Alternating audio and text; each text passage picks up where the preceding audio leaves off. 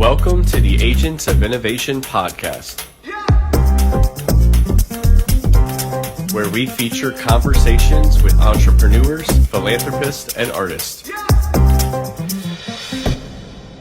Well, I want to welcome to the Agents of Innovation podcast, Katie Williams, who is coming to us live here from Tallahassee, Florida, a place I once lived for about 8 years of my life. Katie, welcome to the Agents of Innovation podcast. Thanks. While you lived here, you lived with my husband, didn't you? That's right. We were roommates for several years, 4 years. Yeah. I can't remember what it was. And then he met this. Well, I think he already knew you. He had met you, I think, prior. He and I, I actually had bought a house in 2008. And Mike and I were actually in the same Catholic young adults group or something. We had literally just met. I mean, I had only moved to Tallahassee 9 months before I probably met Mike, your husband. And I had been telling somebody, at the table, I just bought this house and I'm looking for roommates. And Mike was like, "Oh, I need a room." It's literally we met and we became roommates pretty soon after, actually. And and then the other thing I got to give Mike credit for, among many other things, is probably 6 months after that, he introduced me to this thing that a lot of people who've listened to this podcast or follow me in any way hear me talk a lot about. Two things: Rock by the Sea, and the next year he took me on my first rock boat. So he introduced me to those two things, which became really impactful and instrumental parts of my life for many years. And I've now been on 7 rock boats. In fact, I think Mike's been on 3. In fact, the one I think he went on with me in 2010 was maybe the last one he went on. Yeah, he wants to go again, but kids throw a wrench in that. That's right. So you guys got married. You guys just celebrated your 10th wedding anniversary this year, just a month ago or so, right? Mm-hmm. Yeah, in July. Yeah, so a month ago. Yeah.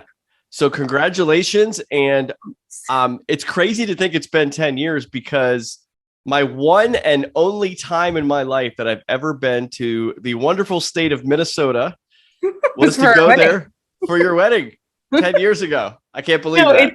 It seems crazy that it's been 10 years, but it also seems like it's not been that at all. Wow, 10 years is a long time, but it also seems very short.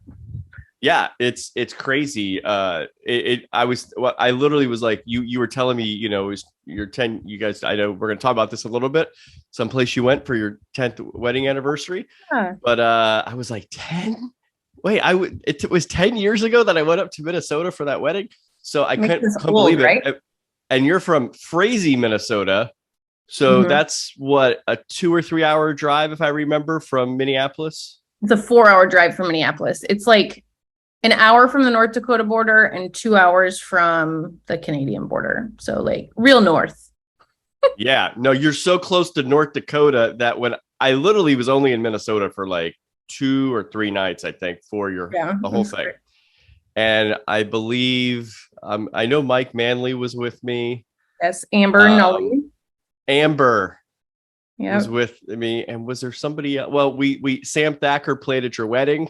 Yes. But I think it was Amber and Mike and I that maybe we drove up together or we drove back down together. And I remember seeing the sign for Fargo, North Dakota. And it's an hour and a half is what you said? It's an hour away. It's where my brother lives. Well, to this day, Katie, North Dakota remains one of the 3 states I've never been to. And that day I had this thought, maybe I should just drive an hour and a half right now and go have lunch or something in Fargo and knock that one off the list. I was no, I'll come back to North Dakota some other time. Well, that's going to be a trip now. So, yeah, now that we know that, we'll have to get you there. Yes. So let me know. Maybe I'll have another invitation to come to Frazee, Minnesota, and sneak over to North Dakota. But it's been 10 years, and so Mike and Mike, I think, met maybe through some Catholic ministries. We did. Yep. And then I remember when he was, living with me, and we were, then he kept going up to Minnesota to visit this young lady that he was interested in. And I said, and then actually, let me recollect, then he decided to move up there. Yes. He did. And you're going to probably laugh at this, but Mike, I remember he was there during the dead of winter. It was awful. It was I the almost worst, forgot one of the about worst this. winters we've had. Like, if anyone knows what the Metrodome is, it's where the Vikings play football. It used to be a bubble, and it literally collapsed because we got 26 inches of snow in 24 hours. So Wow. When did that happen? It was in January of, God, I don't even know what year. It would have probably been like 10 years ago or something. Yeah. And well, it was before we got married, so it would have been a little bit longer than that. But and I remember actually, like, it was an awful winter, and he just kept complaining about how often we had to shovel snow. He hated the snow, and he would complain about his nostrils freezing when he went to work and his eyelids freezing closed. And I just laughed. I was like, "You're such a wimp." But I grew up in the north, so it's different. But so the Metrodome collapsed, and he was actually in South Florida at a wedding. And he called me and he said, "I've been offered a job and I'm going to move back because Minnesota is just too cold." And I was like, "Well, have fun. I'm staying here. I got a great job, not moving." So long story short, I mean, and then 2 years later we got married, but he moved back here and I stayed in Minnesota for a while, and then I moved to Florida. But yeah, he hated Minnesota. Well, he loves Minnesota during the summer. He hates it during the winter. I do remember getting a text message from him during that winter when he was up there. And he literally, the text was simply this: "I'm standing here waiting for, was it the train or I don't know." Yeah, he was waiting. Yeah, so he's waiting for the tram to go to work. And he said, "My eyelids literally are frozen closed." Yeah, because it was so I was wondering how he sent the text message. But, anyway, but I started laughing. And I think I texted him. I said, "Mike, the thing is, you need to bring that girl to Florida. Like, that's the migration pattern that happens. It doesn't go from south to north. It goes from north to south." So anyway, somehow he eventually must have convinced you, and you all live a nice, happy life in Tallahassee now. But like you said, I always notice that you go to Minnesota for a good lengthy stay in the winter. And part of that is doable because of probably the work Mike does in the policy arena. And, the legislative session doesn't take place during the summer. So Tallahassee is a lot quieter. And nowadays you can probably work a little more remote. But also I know you used to be a teacher and had the summers off, and now you have some other job. So we're going to get into all these things of why we're interviewing Katie Williams right now. But right now, before we get into it, can you just tell me a little bit, just the sort of job you have, the job title? We'll get into it a little bit later, but I just want to let everybody know what you're doing now. Yeah, I'm a 3-star director with Tupperware. And yes, like Tupperware, the stuff that your grandma owned, or, the big bowl that you puked in, but also made puppy chow in. And it was like the all in all bowl. Yeah, look at you. I love it. It has the measuring cup. I love it. So I got this from my mom. I told her I was going to be interviewing you. I love it. And she said, "I have had this Tupperware." I mean, I'm telling you, lifetime warranty. I think this has been around since I was a kid. So Tupperware is 76 years old. And I think this one here is a little bit newer that she has. Newer, I love it. Not super new, but it's like newer than that. You can tell by the color. Yeah. So anyway, I love it. Tupperware lasts forever. That's the beauty of Tupperware. Like, they've always had a lifetime warranty. And I think that's what speaks for our company. Like, even 76 years later, when everything is made so much more differently, and the quality is not the same as it used to be, Tupperware still stands behind their product because we still do have the same quality. So yeah, I'm a director with Tupperware, and it is exactly what you say. Like, people think of Tupperware as the clear things that they buy at Walmart and Target, but I call that fakeware because that's really not Tupperware. It's got to have the Tupperware name on it, right? So it does. Right there. Look at all the scratches on the bottom of that thing. So, I love it. Yep. This is at least 3, maybe 4 decades old. So anyway, so Katie, let's go back to the early days of Katie Williams. I assume were you born in Minnesota? I was born in a town 10 miles from where I grew up. So yeah. Yep. Born and raised. I spent 21 years there until I went to college and then moved out here. But yeah, I spent my entire life. Where did you go to college? I went to college at the University of Mary, a really small, well, at the time, a really small Catholic school in Bismarck, North Dakota, but it's like a booming place now. It's grown a lot. So, Well, I yeah, wouldn't know. I've never been to North Dakota. So, that's right. I know. We're going to get you there. Don't you worry. yeah. So, okay. So you grew up, as you were making your way, what was your first job in life? Yeah, Anything? so to reference, the town I grew up in is a town of 1,700 people, and the area I live in is very much like that. So very small town, land of the 10,000 lakes. I grew up on a lake. As you walked out my back door, it was a lake. So life kind of revolved around that during the summer. And as far as work, I was thinking, I'm like, my first job, I actually think I did two jobs at the same time. So my brother and I, during the summer, mowed lawns for our neighbors, our elderly neighbors that, needed their lawn mowed, or our really rich neighbors that didn't want to mow their lawns. So we did that together. And then my other job, and this is the one I remember like most vividly learning a lot from as a high schooler. I was a cleaning lady for a resort that was on a lake that was near our house. And I cleaned 6 cabins every Saturday morning. How old were you then? I think I was 13. That's child labor. Yes, but yeah.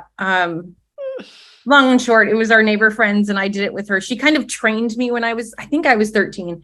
And then when I was 14, like I did some of it on my own. I kid when I say child labor because I know there's child labor laws out there for a lot of good reasons, but also I think people forget that so many people, especially in past generations, grew their work ethic as kids, sometimes by no choice, right? Maybe you had a farm and your parents put you to work when you were 5 years old or whatever, doing something because things needed to get done. And I know people to this day that have had families that have farms or other things like that just work has to get done, but it also instills a work ethic, which perhaps carries on later in life. And when we look at a lot of the say minimum wage type jobs, maybe working at a Taco Bell like I did once when I was in college or something like that, right? And those things, they're stepping stones. They help you for future jobs. But you had you mowed lawns. I mowed my parents' lawn. That's it. We mowed our parents' lawn too. I mean, we had to. I don't remember. We didn't get paid. Yeah, right. Exactly. I was not paid. Yeah, and then but being a cleaning lady and cleaning out these cabins, what did you learn from those experiences, and did anything from those experiences kind of stick with you to today?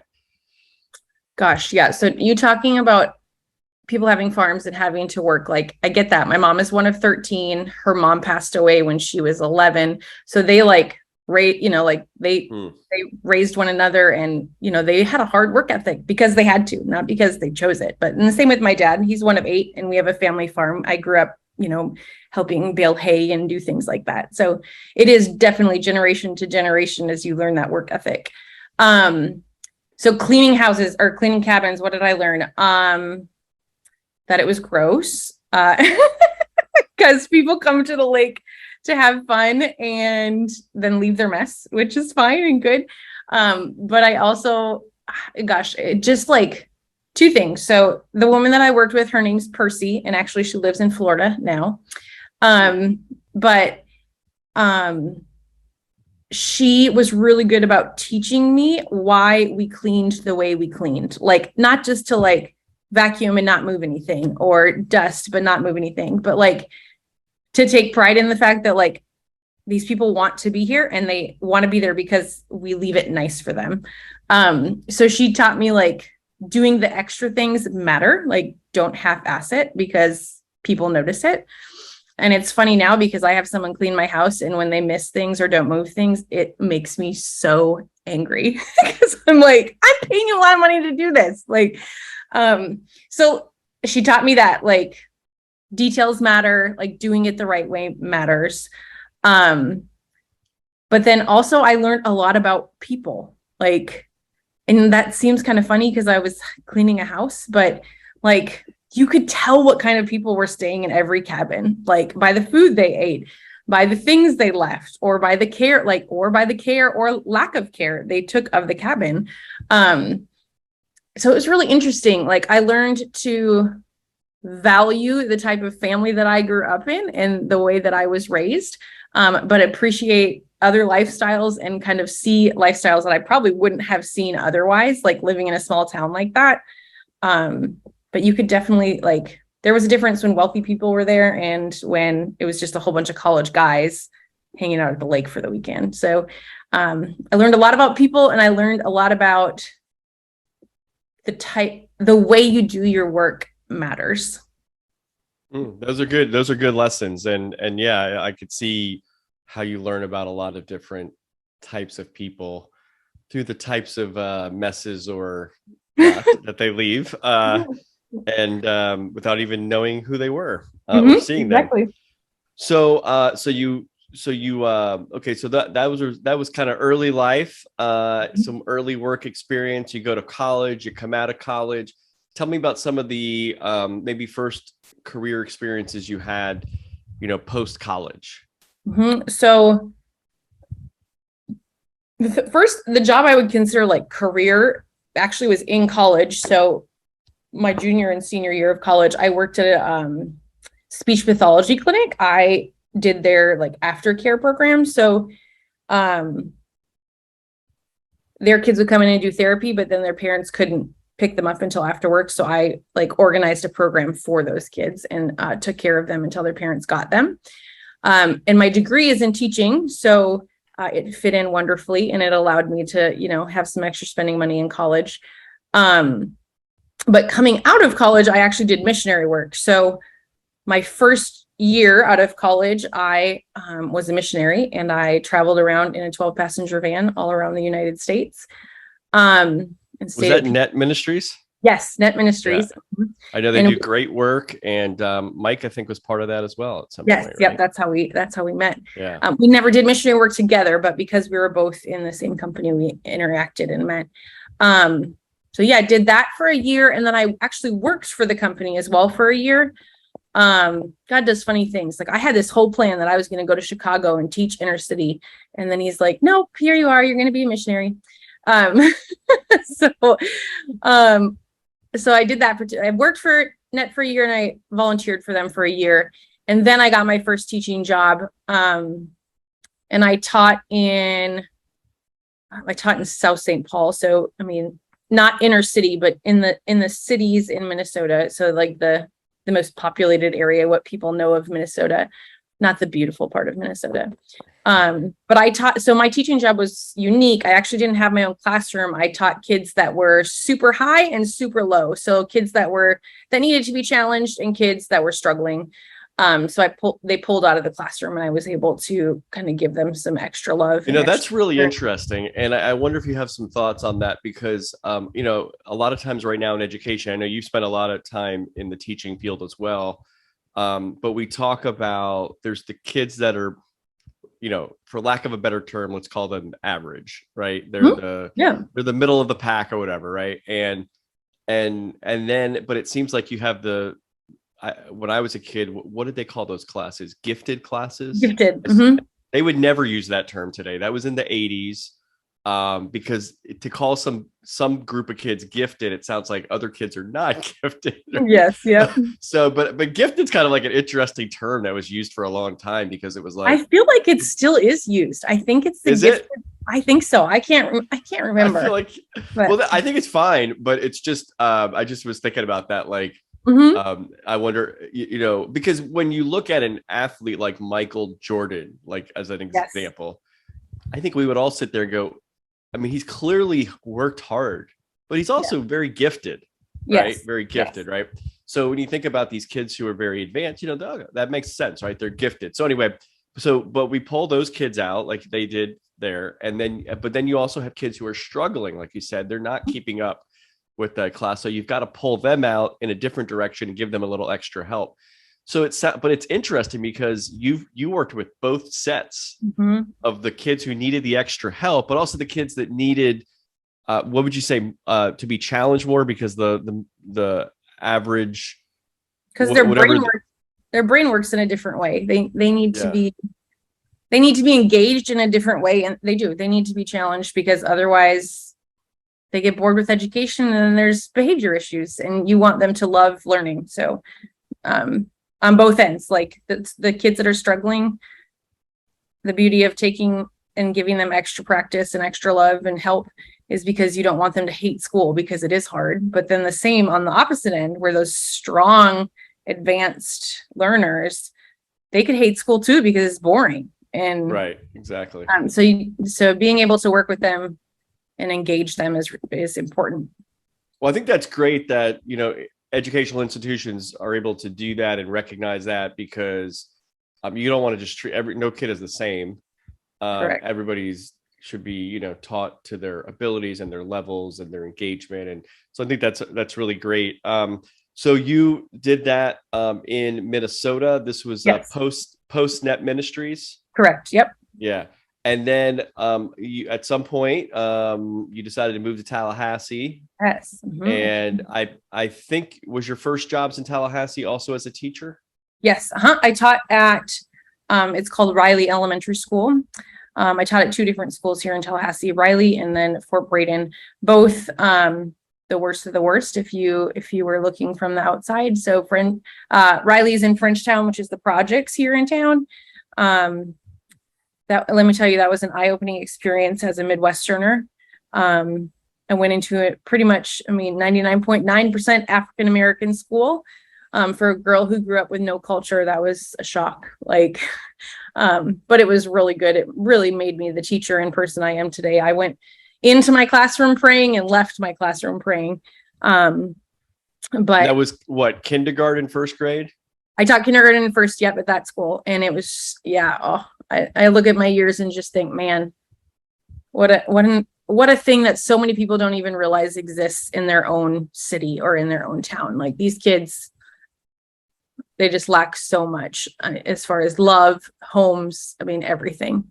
Education to break the chain is hard. But I loved my experience there. What was, I hear a lot of teachers who work with maybe students in very challenging situations like that. Mm-hmm. And they, you think as a teacher that the number one thing is curriculum, the education, all these things.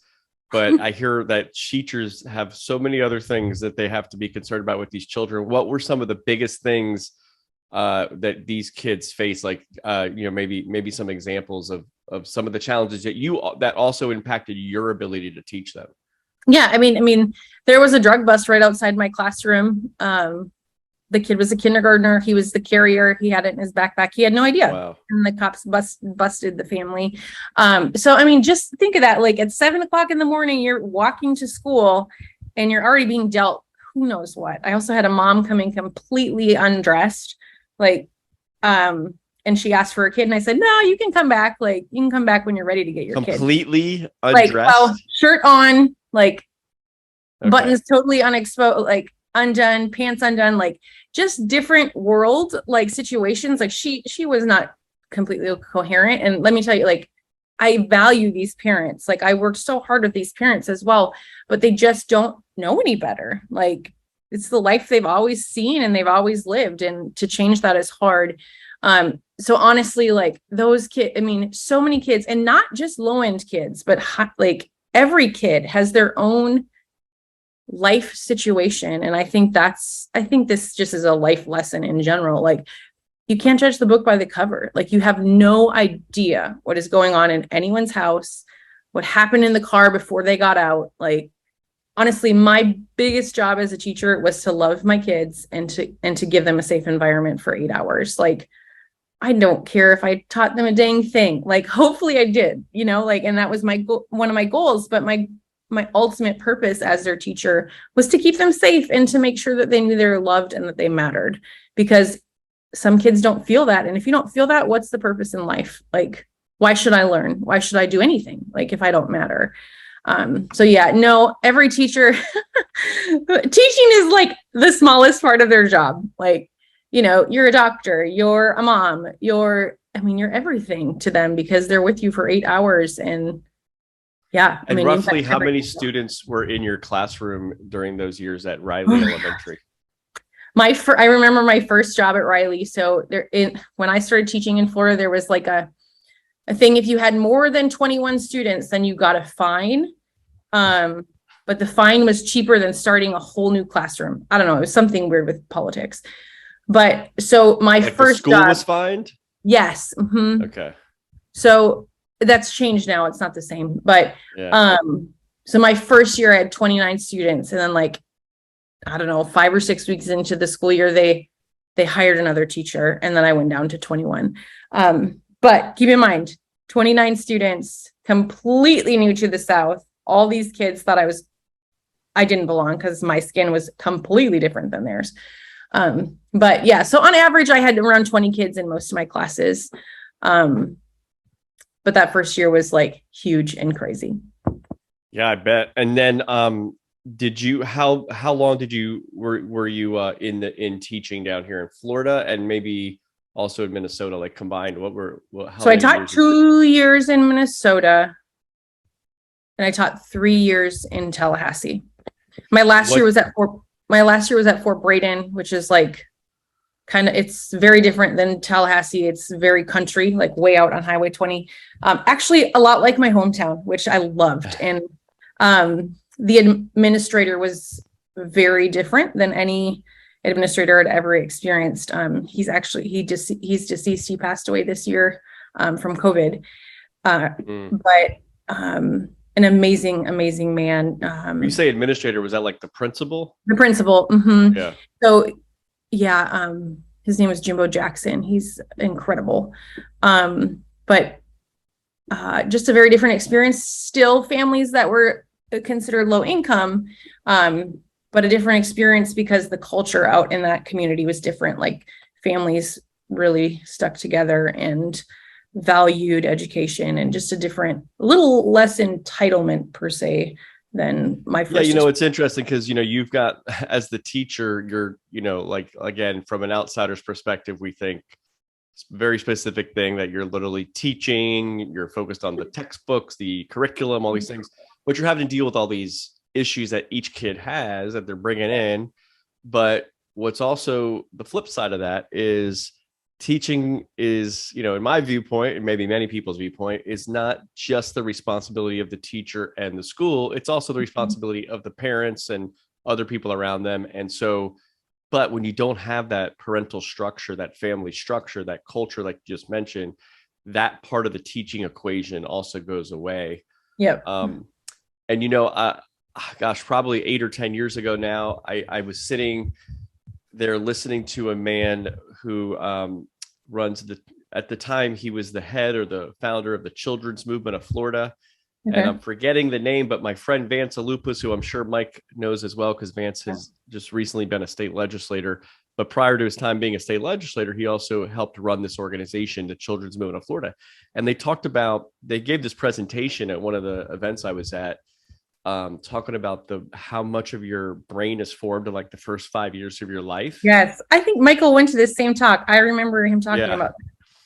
Yeah. He may have been there at the same thing with me. Yeah. And because they got around, they were really trying to, have an influence on a lot of policymakers, help them understand. Mm-hmm. And part of it was just to also show that, I know Vance talked about this a lot with, depending on the zip code you lived in, you could literally be, he was from Miami. So he was like, you could literally be a couple miles away growing up, and your brain formation is totally different because of your life situation versus somebody else. And I think about, my parents read to me when I was a kid. I know my brother, he reads to his little kids and his wife, and I'm sure you guys do that too. But being able to take the time to help your child learn from home is so important.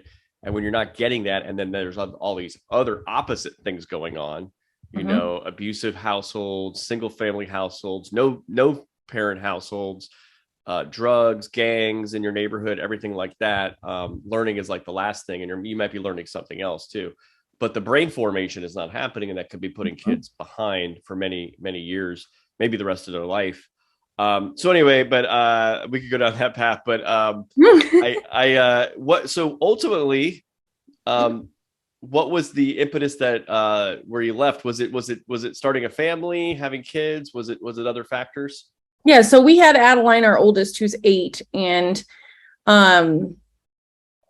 two things kind of. So when I was pregnant, I remember going to different daycares with my mom and walking in and never telling anyone that I was a teacher. I didn't want them to know that. I just wanted to have them give me all the information without them knowing that I taught, so I could get a real feel for the school.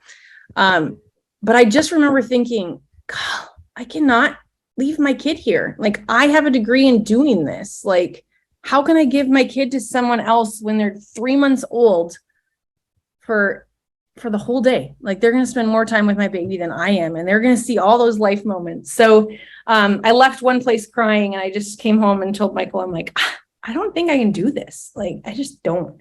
And actually, the day Adeline was born, Mike received a promotion, and it covered the difference that we would have needed once my income taking off childcare. It covered that same amount. So that was a pretty clear answer to us that God was, providing, and that I could stay at home. So for the first 2 years, I stayed at home, and I was just mom. I shouldn't say just. Moms have a lot of duties. But I was mom. That's the most important job there is. Yes, indeed. And the most rewarding and one of the hardest. So I mommed for 2 years, and then we had Gianna 17 months after we had Adeline. So I had 2 very young kids at home. And I struggled with postpartum a lot, and I didn't struggle with like darkness. I struggled with anger and feeling like I wasn't worthy as a mom, and like I should be loving my kid more. Like, what's going on? Like, postpartum is there's so much and so many levels of postpartum that people don't know about.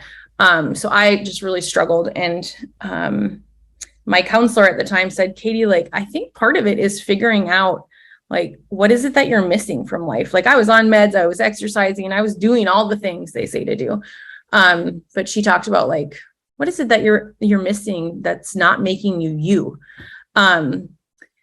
So we prayed a lot about that. And someone presented the opportunity to me to work for a different direct sales company. And it fit my niche. It had to do with education. I sold children's books. And I'm very goal driven. And I didn't realize how important that was to me until I had kids. Like, you can't really set a goal for a 2-year-old. Or for yourself, right? I mean, yeah, like, right. Like, yeah. Today my goal is to change 10 diapers. No, that's awful. And you never know, I think that's the other thing. Like, it's very unpredictable, like your day, right? Like, yeah, like you have to be flexible. There's no question in that. Yeah. So I joined this other direct sales company, and I loved my experience with them. It was enlightening. Like, it really brought me out of the depths of like that anger and darkness. And an amazing community that, was supportive in that too. So I remember maybe it was an Instagram account or Facebook page or something, Book Lady Katie. Yep. Was this tied to this job? Yes. Yeah. So I sold children's books. And it's funny, people in Tallahassee, like, I would walk into a store and they're like, oh, and I'm like, yeah, my name's actually Katie Williams, but yes. Like, it was very funny. But yeah, it's almost like you became a character in your own story. Like, no one identified me as like my name. It was just this like, but now it's the same thing. People call me Tupperware Lady Katie, which is, I love it. It's fun. So yeah, I did that for 2.5 years, and randomly, one of my friends who sold books with me, she and I met actually on an incentive trip that I earned with the book business. And so I met her on this trip, and she went to Tupperware, 1.5 years before I did. When she left, we actually all said, like, she's crazy. What in the world is she doing? Like, why is she going to Tupperware? That's for like old people. It has to be going out of business. And so we kind of mocked her, and we're like, we totally questioned her decision, because she was incredibly successful in the book world. And to to leave her team of hundreds of people and the money she was making, and just kind of to jump ship. We were like, what is she doing? But she asked me to host a party like so many times, and I kept telling her no, because I'm like, Tupperware, who needs Tupperware? I just buy it from Walmart and Target, because it's cheaper. But so she and I were good friends anyways, beyond that. And one day I asked her, I said, Megan, like, I just feel like I'm missing something in my leadership, that like, I'm not able to help these people soar like they want to. Like, I wanted to help my team members have financial freedom. Like, that was part of the reason they joined the company. And I just felt like I wasn't able to do that as much as I wanted to. So I asked Megan if I could watch her lead, and her response was, no, you can't, because that's against our company's policy, but you can join my team for $15 and then you can watch. And I looked at Michael and I was like, $15, that's a great investment. I can do that. But then, so 1 week in, I realized very quickly that not all companies are created equal, in any work field. And in the direct sales world, this was very evident to me, that the leadership that she had, the upline that she had, and the way that Tupperware values their consultants and knows how to work in the direct sales world. I mean, they've been around for 76 years. They get it. Like, they've been through the rough, they've been through the great, and they just have an amazing system and great compensation. And Michael said to me, I think you're in the wrong business. And I was like, but I'm not passionate about Tupperware. Like, why would I be passionate about Tupperware? But I told him, you were a teacher and you were passionate about children's books. That's right. Exactly. And that seemed right. Like, this fits me. How does Tupperware fit me? I hate cooking. Like, I wasn't raised to cook. Like, I don't know. It just wasn't my thing. But Michael's like, I think you should just give it a shot. And I was like, okay, well, I'll do the 13 weeks, because Tupperware has a 13-week period where you can earn all these prizes. I'm goal-oriented. I want all those prizes. So I gave it the 13 weeks. And in those 13 weeks, I promoted to director, earned a free car, earned 2 free trips. And it's funny, because even though in 13 weeks? Yeah, in 13 weeks. Wow, you're good, I guess. And if Francisco, we had COVID when I started, so insane. Like, it was the beginning of that. You physically had COVID? Oh yeah, all of us, even the baby. Our baby was 1 and he had COVID. So okay, I remember there's a lot to unpack here. I just want to go back for a few seconds here. Yeah. So first of all, your first step from, so you're out of teaching, you're parenting two children. At what point, how old were the kids when you kind of were like, I need to do something goal oriented and go back into some kind of work? Gianna was like 4 months old. So Adeline would have been like 2-ish. 2. So it was like 2 years after. Yeah. So you're out of, so you've been out of teaching or so for 2 years plus. And, so you decide to go so direct sales. That's really interesting. I don't know that we're 116 episodes into this podcast.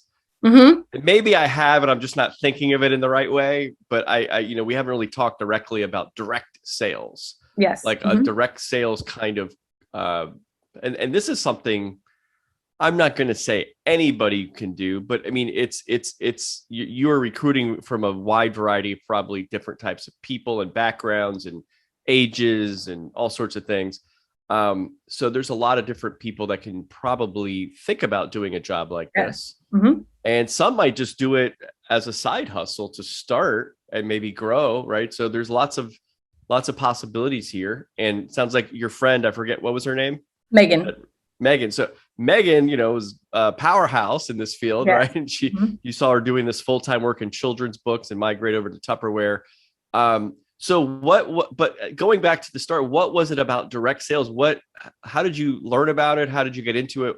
I mean, and it's literally sales. You're selling people. It's not just teaching people or young children things, or being almost like their second mom at school. Yeah. So what was the initiative that got you to go into direct sales?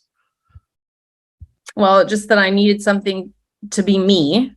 But it also, like we talked about, like, do I go back and be an aide in a classroom? Do I do I just need how'd you find this job? How'd you find that role? Someone had an online party, and that's how I found out about it. I had actually been introduced to it like a year before, but said this no. This is the children's book. This is still the children's book. Yeah. Yep. So said no to the party invitation and just kind of passed it. But then as the kids got older and they loved books, then I was like, oh, that's cool. I'll check those books out. One of my friends sold and I ended up joining underneath her.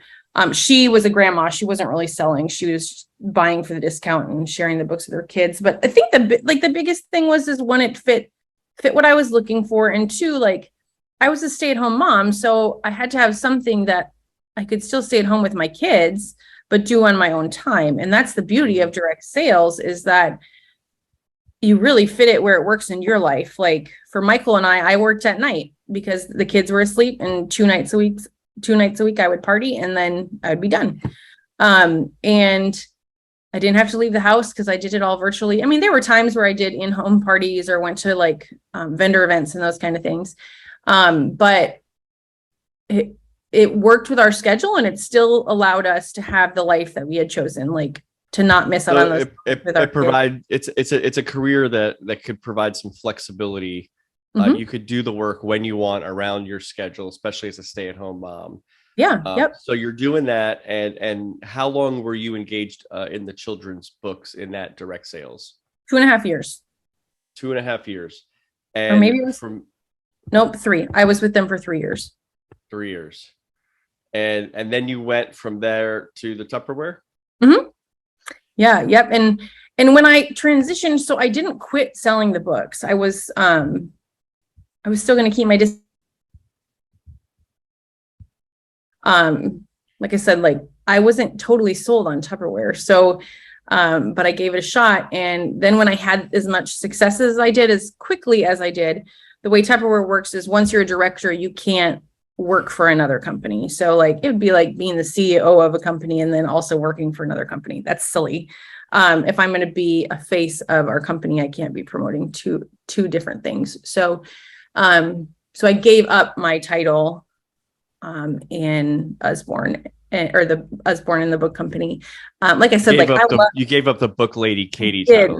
I gave up the book Lady Katie title and took the Tupperware Lady Katie title on. And it's funny because I said like cooking is not my passion, like that's not my thing, but I've realized in any business, it's about finding the why for yourself and the why for your customer. So for me, the why is I don't like the kitchen. Like I'm not a great cook. And meals stress me out. So Tupperware has made that so much easier. I mean, fast, quick meals. I can get a home cooked meal on the table in less than 15 minutes because of some of our products that just make it so much easier. And I don't have to set the table, and my kids love to help me cook now because mom's doing that and they see it. And when I say I don't have to set the table, like we don't have glass in our house because I had one experience during COVID. Someone brought us a meal and a glass bowl shattered all over, and our baby was sitting there, and it freaked me out because I was like, just give glass over him. Like no one moves, stay on your chairs, like until we get this cleaned up. And now I don't ever have to worry about that. Like my kids set the table, they get everything, nothing's going to break. I know if they drop it, it's just fine. It's safe. It gives them responsibility. It makes them feel a part of it. And they love it. They're like their own little Tupperware people. They can like go live and sell my Tupperware. So yeah. So speaking of Tupperware, yeah, Tupperware was the founder of Tupperware came from Orlando, Florida. Do you know a little bit about that story? Yeah. So his name is Earl Tupper. It was a he? Yes, Earl Tupper. I just imagine Tupperware must have been created by a woman, but. So a woman took Tupperware and made it successful, but it was created by behind every man there is a good woman, yes. Right? So Earl Tupper created the Tupperware concept, the Tupperware name, and all of those things that you see I'm not going to say any of those fake wear names, but everything that you see at Walmart, Target, those kind of things. You mean cheap plastic crap? Yes, cheap plastic crap that you have to replace because it melted in the microwave, or it broke when you tried to take it out of the freezer. All those things. So he created the format of that. Like, Tupperware is the brand name. It was the beginning of all of those products, and his goal ultimately was to give people a product that they could take things home in, and to create things in as an experience, like not just cooking, but like, here's this beautiful bowl that I cooked it in. And it made life easier, and also helped the modern family. So that's kind of where it came from. He was trying to sell it in big name stores and those kind of, like, I don't know what they call them, like, like big department stores. Yeah. So that's kind of where he started, and it wasn't going well. So he hired a woman named Brownie Wise, and had her like kind of be the face of Tupperware. So she would go into these stores and she would sell it and she would talk about it and all those things. And she had the idea to bring it in to the home, because she knew that the average woman didn't go shopping and didn't have the time. They were all at home taking care of their kids in that generation. 76 years ago, that was pretty common. So she had the idea of taking this product into the home and showing women what it was all about and why they needed it. And that's where it took off. And that's where the direct sales world started, is home parties from Brownie Wise being hired by Tupperware. And so Earl Tupperware. Earl Tupper, yep. Earl Tupper. And then he created Tupperware. I don't know. He wasn't the one from Orlando, right? He was from, I think, Massachusetts. Headquarters is in Orlando. I don't know. Oh, I want to say Brownie Wise might be the person that was from Orlando. I could be wrong. Maybe I'm wrong. I don't know place wise. I can look it up for you. But maybe they just end up moving it there. I thought, yeah. Yeah, I'm not sure why headquarters is in Orlando, but it is, and it's a really fun place if you ever get to go and visit it. They have some really cool. You can visit. Oh yeah, we have a huge corporate office there, and there's gardens all around. Really cool fountains, different Tupperware like things, and it's really neat. And you can go in and you can see the history of Tupperware. So they have like a store where you can buy Tupperware that you can't buy anywhere else. You can't buy from a consultant. You can only get it at corporate office. And then they have different like pictures and kind of timelines, so you can see the history of Tupperware. Now, was there a movie about Tupperware? There's not a movie, but well, I guess you can call it a movie. The Marvelous Miss Maisley right now on Netflix. Okay. Features a lot of Tupperware. Miss Maisley has Tupperware parties and wears Tupperware on her head, and all those fun things. It's kind of back of like her life when she, her story, but they incorporate Tupperware into it. Interesting. Yeah, and of course, I mean, it's a partnership with them. I don't know how that was started, like if she asked, because, it is something that she remembers from her life or whatever, but because Miss Maisley is a real person, like it's based off of a true story. So, yeah, so, but we have like a partnership with national parks and different things. It's funny, you'll see Tupperware in, now that you're listening to this and I've heard the word Tupperware, like if you watch certain like shows, there's random Tupperware like thrown in things. Also like, gosh, what is it? The Park Association, the National Park Association. If you go to a national park, you'll see Tupperware there. We're a partner with them. We have eco-friendly water bottles and snack containers to help the environment, safe environment. And part of our product earnings goes to them to help with that. I want to say it's not Lily Pulitzer, Vera Bradley. We have a partnership with Vera Bradley, like their backpacks match some of our stuff. So let's get back to so you joined Tupperware, and you've been with the company now how long? A year and a half. Year and a half. Mm-hmm. Well, you've done a lot in a year and a half, because I've seen a lot of postings. And that means you joined them in the middle of COVID, right? I Yes. mean, in the middle Yep. of the pandemic and when Yep. after that started. So, so interesting. So let's just say what have you? Where was the role you started as? I know you had this 13-week program that you were introduced. What were Yep. you doing then? What like are you throwing Tupperware parties? Are they in person? Are they online? How does that all work? And then can you tell us to the evolution of the role you're at to where you're at now? Of course. So I started as a consultant. I paid $15 to join Tupperware. I joined with a virtual kit, so I didn't get any product because remember, I wasn't going to sell Tupperware. I was just watching leadership. I'm a very stubborn, like opinionated person, so I had like my plan. So I started there. I hosted a party, and Megan, my friend, taught me kind of what that looked like and if I wanted to sell, how to do that. And then when I said I would, try it for the 13 weeks, she helped me along and encouraged me, taught me how to do a party, taught me how to deal with customers, taught me how to deal with recruiting people, like bringing people onto the business, and the mindset of not being scared to share. But like for us, I truly believe this is like, everyone deserves the opportunity. I want to give it to everyone because it literally can be life-changing. Like if you want to change your life, like you can. I mean, maybe this isn't your platform, but something else might be. So I'm never not going to offer it to someone because I don't know who needs it and who doesn't. So I went from consultant, and I spent kind of 2 weeks in the wayside, like, I'm just doing parties. This is cool. I'm earning these prizes. Yeah, that's great. And then about 2 weeks in, this is where we had COVID, like all of us were pretty sick. I had seen in those 2 weeks the difference of my income from the old company and the amount of work I was doing and the support I had. So the resources and the support was incredibly different.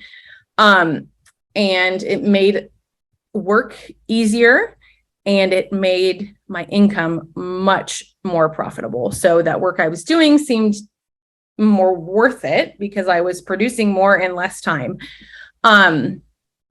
So that was kind of my wishy-washy 2 weeks. And then I called Megan and said, okay, I think I want to be a director.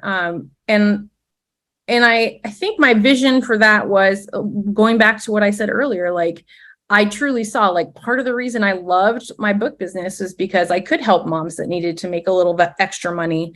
And then my goal in my book business was to be able to really like pay for our kids' private school and those type of things, to bring in a significant amount of money to make a difference in our family. But I never felt like I was able to do that in my 3 years there. And in my first month at Tupperware, I saw that that was a reality. Like I can make a career level income, like, and the people here are here to help me get there. Like I remember my upline saying to me, like, how much money would you like to make a month? And I think I threw out like, oh, well, 3,000 would be like a dream goal for our family, like consistently to not like work. There were times in my book business that I earned that, but it was very up and down, like, and I had to work my ass off, excuse my language. But, and they laughed at me and they're like, oh, we can do that next month. And they weren't joking. Like it literally could happen that fast. Like they set up a plan for me. They said, if you do this, you'll be able to make that. And we still a year and a half later say like, okay, what do we want to make? What's our goal? And then we set up a plan and, we have the tools and steps to get there. And, so from that first 2 weeks, I went from consultant, which I was ultimately just doing parties, sharing the product, asking people to join my team. And then within those next 10, 11 weeks, I recruited, I don't even know what the number is. I have to look back, but enough people that I created 4 managers. So 4 people that were leading other people. Each manager has to lead 3 other people in the sales business, in active sales, like not just joining and then hanging out, but actually selling the product. And so I had 4 people under me selling and working with other people. So then it became not just selling, but teaching people how to sell and teaching people how to work with others, like they had taught me.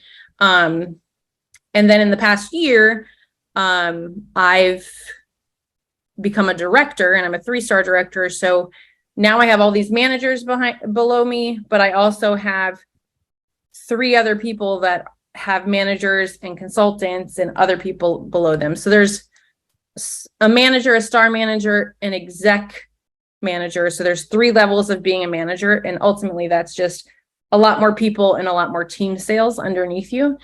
And then there's a director. And then every time you add a director, then you become 1 more star up. So, and so now I still sell the product. I do it every week. I love it. I love sharing it. But 20/80 of my job, 80/20, is also leading people and teaching people how to lead and supporting them. And that's my why. Like I have 2 whys. Like I love bringing fun back to the kitchen because that's what it did for us.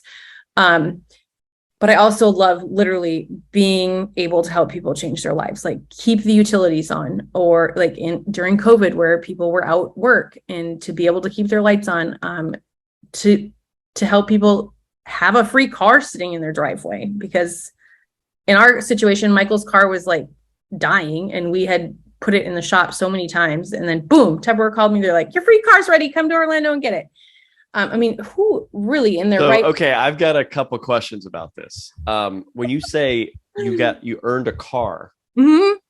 is that like a free car? Like for how many years? Is it just you own it? Like, so kind of both answers to that. So it literally is a free car. Like Michael and I drove to Orlando. The lady met us in the Tupperware parking lot, handed us the keys and said, here's your car. And I'm like, who in their right mind has someone just hand them a car? Like, that's crazy. So what kind of car are we talking about? It's a Nissan Rogue.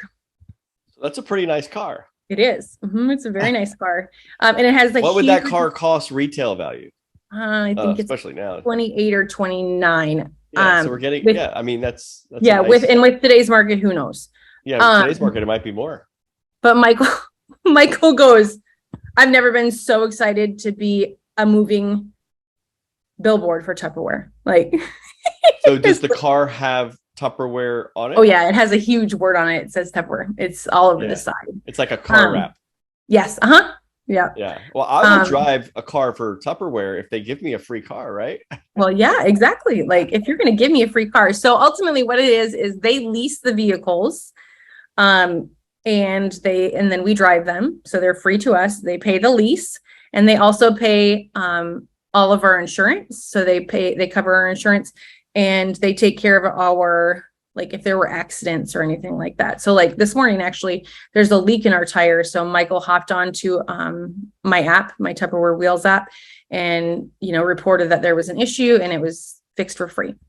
So that is so fascinating to me. This is a company. I mean, literally, I think most people like me, I bet people, half my age probably don't even know what's going on in Tupperware, right? Yeah, no, of course. Like we're probably at it. I'm probably at an age and that like we remember, we have some remembrance of these Tupperware parties. I think a lot of people probably don't even know that Tupperware parties still go on. They but don't. The fact of the matter that this is a company that is so structured with all these incentives for their employees and their consultants and everything, that they have not just an app, because I'm sure there's a general Tupperware app, right? Like buy Tupperware, just like Best Buy has an app or whatever. But you have an app for the Tupperware car care. That's what it sounds like to me. Yes. Tupperware Wheels app. That's just so fascinating. So how many cars is Tupperware? I mean, does Tupperware have their own insurance company, or they partner with an insurance company? Figured you were going to ask that. I'm like, I have no idea how many people drive cars. You have to be sizable to have an app. Yeah, I mean, you have to be a director to drive cars.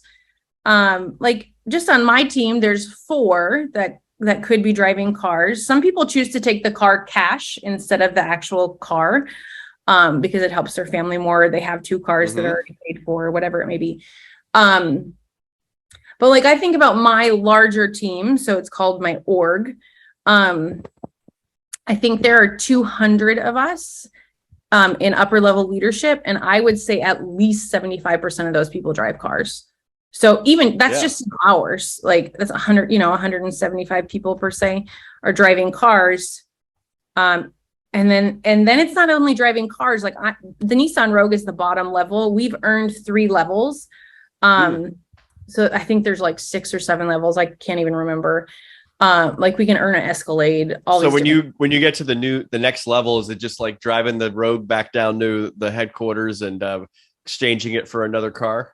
It's a little different. It's a little different right now, simply because of the computer chip issue. So the fleet cars are slower to be produced right now because they're trying to send them to car lots instead of fleets. So I'm going to stay in this car until the level that I want is available. So I know this sounds funny, but I want a minivan. Of course. Michael actually drives our Tupperware car. I still drive my van. I don't drive the Tupperware car very often because I love hands-free and I love that our kids can just easily hop into the van. So we've earned the minivan. There's just not one available right now.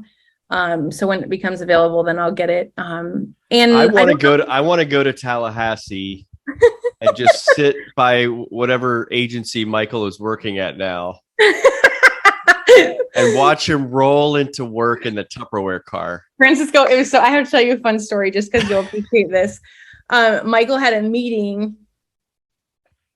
Where was he at the Tallahassee chamber? I think, I don't remember. He was at a meeting and there was a camera crew outside recording like a commercial or something.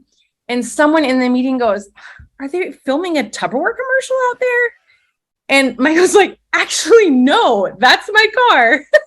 But he just so happened to be like parked where they were filming. I was like, that was good advertising. Did he add, "That's my car, and are you interested in some Tupperware today?" Well, and then people are like, "Why do you drive a Tupperware car?" And he's like, "Oh, well, my wife sells Tupperware and we earned a free car." And so it was funny. Like, he's like, it was so funny because they all thought that they were recording a Tupperware commercial, but really it was just like some Tallahassee advertisement or something. Yeah, that's funny. So in addition to earning cars, you've earned trips. Now, I got a little note from you that you've earned over 9 trips. Yeah, I've stopped counting, which I feel like that sounds really silly. So my question is, was that all from Tupperware or is this combined between the 2 different jobs? I didn't combine. I earned 2 trips when I worked for the book business. You've earned over 9. You can't even keep track trips. So yeah, tell me, I started counting. What kind of trips were these trips just for you? And I know you've taken some trips with Michael, but tell me the types of trips you've maybe some examples. So each trip is different. So there's a dollar amount attached and also like a recruiting goal, or they set them up differently. So like you have to have a certain amount of growth. You have to, show over this amount of time, you have this much growth, or in this amount of time, you sell this much worth of Tupperware, you and your team, or you yourself. Each one is set up a little differently. So there's a layout when they launch a trip promotion. This is how you earn it. And they give you the sheet and you map it out and you figure out how you can earn it. So some of them have been with our corporate Tupperware. So like people all across the board can go and can earn it. Some of them have just been me, like Michael hasn't traveled with me. I earned it and just I got to go. And is this a trip that you go and it's like a conference with other Tupperware people, or is it just a trip anywhere, like just a fun trip? So honestly, it's just a trip. So I will tell you that, they're all paid for. Like everything we go to, our food's covered, our airline tickets are covered, our hotel is covered. Like one of them, and I went on, that was like the Wheel of Fortune or something. Yeah, it's incredible. Sometimes I'm like, am I really living this weird dream? Like, is this really real? Like one of the trips I went on, I was actually in Fort Lauderdale, but they flew me down, even though I could have drove, they flew me down. Not only did they cover like all of our expenses, they gave us a $200 gift card and said, go get things for your kids, like go get a massage, do whatever you want. That's what I mean. Like Tupperware just knows and values their consultants. Like they know how to keep you because they're going to, spoil you and pamper you and do what, and it makes a difference. Like being valued for what you do and for who you are And that's what I'm like, that's what I love about Tupperware. It's not just about, oh, well, she sold this much Tupperware, so she's going on this trip. But like you go on the trip and corporate headquarters people, like the people are amazing. Like I'm Facebook friends with them. Like I talked to one of them yesterday, just sent him a chat because Michael needed a favor. He So needed do they have a whole division at Tupperware that just runs trips? Yes. Mm-hmm. Do they want to partner with Fearless Journeys? I do some group trips. Nah. So if Tupperware's listening, maybe we can send some of your people on a Fearless Journeys group trip and expense it that way. And we'll provide some Tupperware in the gift bags when they arrive. Perfect. I'm open to all possibilities. All about partnership. So yeah, I've earned all the trips are different. Like some of them are with corporate, some of them are with my business leader. So like I was talking about my bigger org. So our team goes up and down. There used to be regions because we weren't in a virtual world when Tupperware started. So I'm a part of a region that actually started in Washington, the state of Washington. And Quite a region. Yes, there's no region anymore because of the virtual world.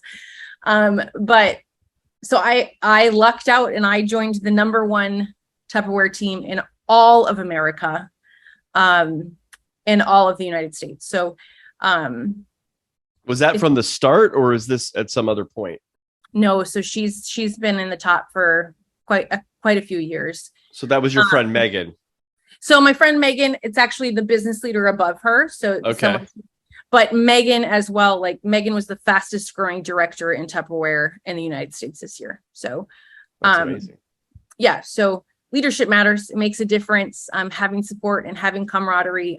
We're family, and our hashtag is better together. And you don't always see that in a business where there's a lot of competition or jealousy. And honestly, like our team works so amazing together, and they really, like, we all share, we're all here to support one another. Of course, there's bumps in the roads and whatnot, but better together, we really are. Like, you can't do it on your own. Like, being together is much better.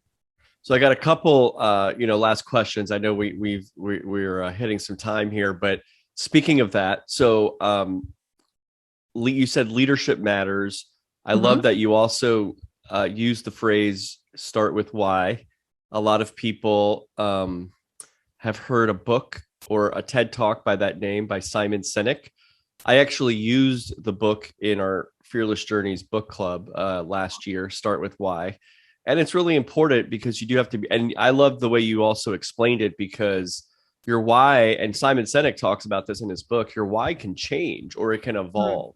Yes. And you were passionate, and I'm sure there's still a passion in you for teaching young people. Oh gosh. Obviously your kids, but and you're also passionate about books, and particularly children's books. And, I think anybody listening or who knows you and knows your story can see those were easy things to see that was part of your why, children and learning.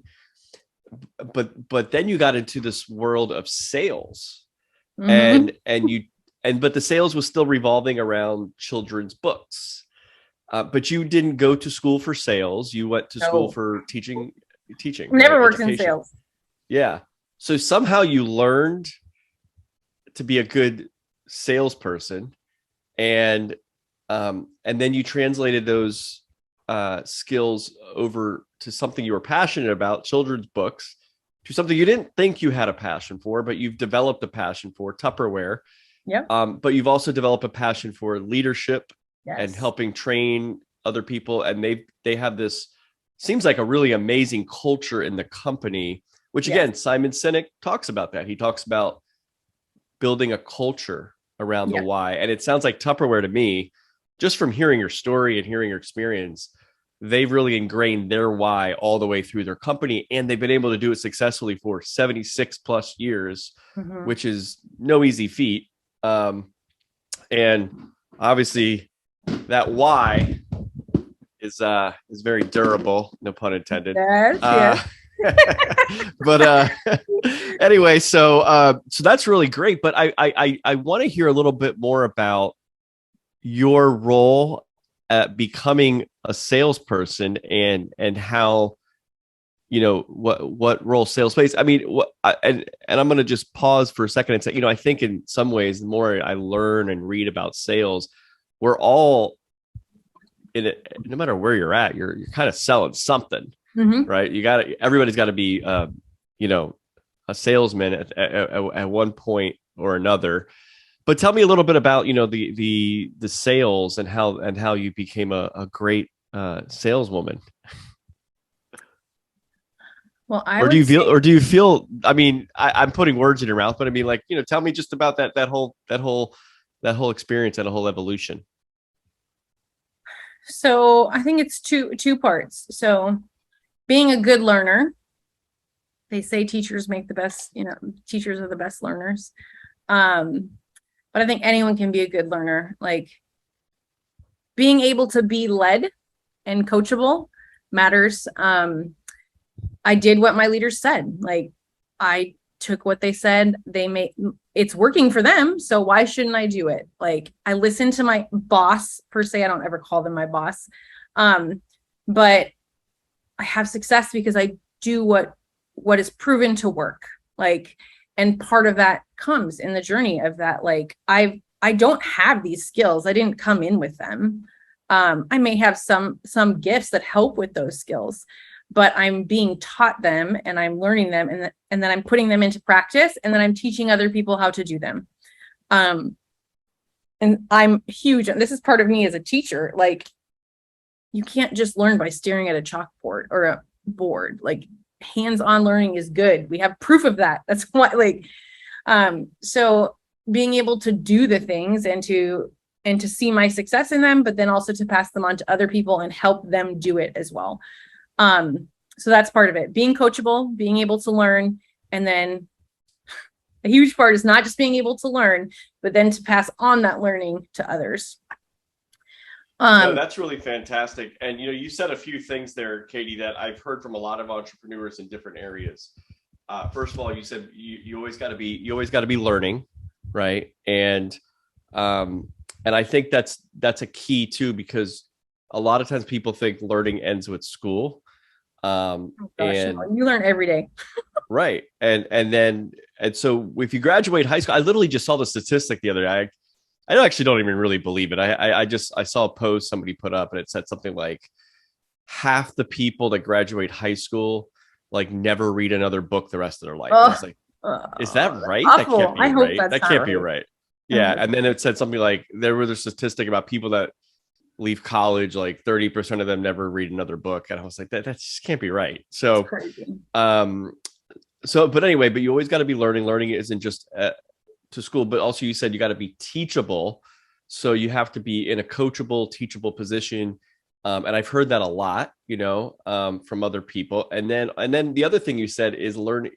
We think of learning. I just said books, right? I talked about school, but entrepreneurs learn by doing. And you learned by doing, and you were teachable, you're open to learning, but you also actually had to have the experience and go through it to do that. So I think those are really some key actionable insights for people to be listening to your story and maybe the story of other entrepreneurs and just understand that, wherever you're at today, wherever someone's at today, they've got to be thinking, what can I do to grow and learn?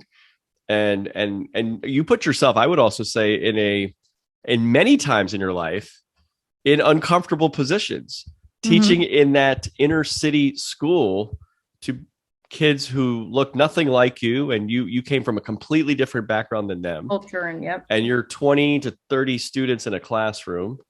That's not a comfortable position, to be in, and you put yourself in that, but then you also, went into direct sales, something you weren't in sales. You put yourself in an uncomfortable spot. And then it seemed to me you were really curious about your friend's success in Tupperware and how it was so different than what she was doing in children's books where you were still at. Yep. That your curiosity led you to say, I'll go ahead and pay $15 for that team. I'm going to look at it like a course, look at something like I can learn. And then you got into it and said, and you were open. Actually, it sounded like when you were talking about it, it sounded like you were not open to it. Like if you were listening Correct. to your words, but clearly there was something you were open to, Yeah. to going into that world, and you've become passionate. So anyway, I think there's a lot to learn from your story. Anything else you want to say about that? I think the only other thing, and I think anyone in any job can relate to this, like work and sales is relational. Like honestly, I think the reason I have the success I have is because one, I'm a learner and I'm open and I listen and I do. But the other part of it is that it's all about people. Like even as a teacher, like I told you, like my job wasn't to teach them. My job was to love them and to nurture them and to value them as people. And in the same exact context in this job and in any job I've had, even in mowing lawns, like having conversations with the people that I mowed lawns for, like it's the same thing. Like my team members are not just my team members. They are people to me. Their life story matters to me. What their goal is and what their why is matters to me. And same with my customer. Like I love Tupperware because it has a nostalgia. Like just like you said, like your mom has that. She loves Tupperware. Like I'm excited. I want to go reach out to your mom and be like, oh, show me the rest of your Tupperware. Which seems silly, but it is. It's like that bonding. Like I grew up with Tupperware at my grandma's. Like some of my fondest memories come in these crazy pea, yellow, and green cups. But and that's the beauty of sales and any type of work. Like there's people in a job. How can you learn from them? How can you relate to them? How can you experience with them? Well, have you ever read this book called The Go-Giver? Mm-mm. Well, it's the current book we're reading right now in the Fearless Journeys community, and it's really cool. And for those listening, if you want to join, you can join at fearlessjourneys.org. But you can, we're going to actually have the co-author of the book, Bob Berg, on our online session on September 15th. But what you were describing, Katie, there's a character in this book that, so the main character in the book, Joe, he's learning about being a giver or being a go-giver from this sort of expert. And he's a go-getter. Yes. But he's got to learn these other aspects of being a go-giver. And they take him to this conference where he hears from this woman speaker, and her name is Deborah Davenport. And what you just described, you sound a lot like Deborah Davenport. And if anybody's reading this book, or if they're not reading, they're going to be like, what is Francisco talking about? But if they're reading, it's kind of like the fourth, I think it's like the fourth law or the third or fourth law of the five laws that they teach in this book. But it's a fictional story, but it's got real life applications. But the interesting thing is she learned that it was all about people. I mean, exactly what you said. It was about bringing your gifts, your gifts for like this woman in the story, for example. She had been, married. She had a couple kids. Her husband just like left her, right? So she didn't have any career experience. She was starting over. She ends up eventually finding a job as a realtor, real estate. She was horrible. She did it. She tried every sales technique that they taught her. Nothing could work. She literally was quitting her job, but she held on to her last appointment, and she really relaxed in that last appointment and didn't do any of her crazy sales techniques she was taught. She just started talking to the woman who she was showing the house to like a person. Mm-hmm. They were just chit-chatting, like having real people friendly skills, and the woman buys the house. And she realized in that moment in this story that, you know what, that person just wanted to be heard. They just wanted to be listened to. They just wanted to be treated like another person. And you know what? So the law that we learn in the book from that story is the greatest gift you have to give other people is yourself. Yes. And so whatever, you have that great, personality that is perfect for a teacher, and you're teaching still. You're teaching other people coming through your leadership programs, your Tupperware, all the consultants and other people that work under you. And then I'm sure you're probably teaching customers and, about these great durable products that are going to last for a lifetime. So anyway, so great stories, but I have to ask you one more thing. You took a really big trip timed with your 10th anniversary, and you went to, where'd you go? We went to Rome. You went to Rome. Was that your first time or Michael's first time? Michael's first time. So I went in college, and we actually went to Rome and to Assisi. So That's where because my namesake comes from, Francis of yes, Assisi. I know, and Assisi is my favorite. Like, if it would have been like if we had gone, Michael had gone before, we would have stayed longer in Assisi because Assisi is just like a retreat. It's beautiful and small and quiet. But when you go to Rome, you have to see all of the things. I mean, it's incredible. So we had some amazing spiritual experiences as a Catholic going to Rome. I mean, in the heart of the church, just so phenomenal. I honestly, my most enjoyable part of the trip was watching Michael take it all in. Because I had experienced it before, but to watch him like take that. Our hotel was right next to the St. Peter's Basilica. So to be able to walk next to it every night and like see it, and it was awesome. Yeah, and it was so fun. So our goal was to go to Rome for our 25th anniversary. That's kind of been like our bucket list. When we got married, we made this list of like things we wanted to do together. When I started this, I would have never envisioned that. But because of COVID, people were a little more hesitant to travel. So they didn't give us specific destinations that we were going to. They gave us trip vouchers. So $3,500 per voucher, and we could do whatever we wanted with it. And they gave us a travel agency that would plan it and whatnot. We just got to choose what we did. So I took 2 of my trip vouchers and we saved it for this trip, and we went to Rome. And I mean, literally the only thing we paid for was a few of our meals and souvenirs. Everything else was paid for. And man, we had a ton of fun. Like we did not limit ourselves. We hired private guides when we went to the museums, which, oh my gosh, if you ever have the chance to get like a private tour guide, it's so worth it. We went on a hot air balloon. Yeah. We went on a Vespa tour. Like we went all out, and we went on cooking classes, and that was like paid for some of our meals because we like made homemade Alfredo. How long was your trip? We were there for 8 days. Because that's a nice trip. So you're talking about 8 days, all those fun activities you did.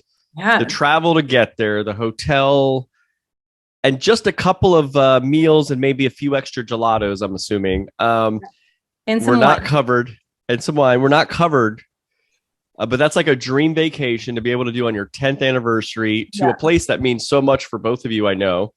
I was in Rome once many years ago, but it's amazing. You are in awe when you're there for the first time, especially if you're Catholic, but anyway, it's a really great place. But anyway, for you guys to be able to do that and to get that paid for as one of the bonus rewards for all the stuff you're doing. And by the way, they're not just giving you trips, and they're not just giving you cards. You're also bringing home some cash, right? Mm-hmm. Yeah. So making career level income.